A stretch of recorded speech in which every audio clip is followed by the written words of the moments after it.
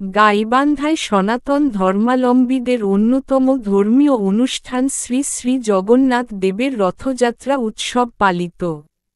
মোহাম্মদ জাহিদ হোসেন জিমু, গাইবান্ধা জেলা প্রতিনিধি। গাইবান্ধায় সনাতন ধর্মাবলম্বীদের অন্যতম ধর্মীয় অনুষ্ঠান শ্রী শ্রী জগন্নাথদেবের রথযাত্রা উৎসব শুরু হয়েছে। সনাতন রীতি অনুযায়ী প্রতি বছরের ন্যায় আষাঢ় মাসের শুক্লপক্ষের দ্বিতীয়া তিথিতে শুরু হয় জগন্নাথদেবের রথযাত্রা।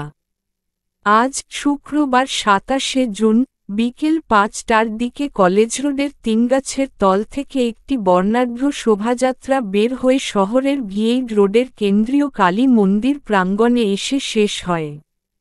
এছাড়াও নানা ধর্মীয় অনুষ্ঠানমালার মাধ্যমে আনন্দমুখর পরিবেশে ৮ দিনব্যাপী শ্রী শ্রী জগন্নাথ দেবের রথযাত্রা মহোৎসবের আয়োজন করা হয়েছে। ৮ দিনব্যাপী এই কর্মসূচির ৫ই জুলাই নীলাদ্রি বিজয় যাত্রায় উল্টো রথের বর্ণাঢ্য শোভাযাত্রার মধ্য দিয়ে এই উৎসব শেষ হবে।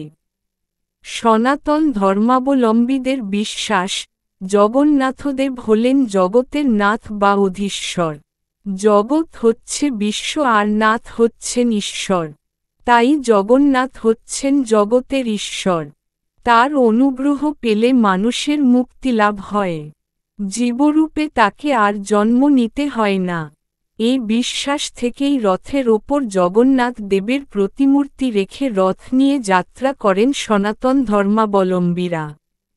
শুভ রথযাত্রা উপলক্ষে গাইবান্ধার কলেজ রোডের কনকরায় আন্তর্জাতিক কৃষ্ণ ভাবনামৃত সংঘ ইসকন প্রচার কেন্দ্র ৮ দিনব্যাপী অনুষ্ঠানের আয়োজন করেছে।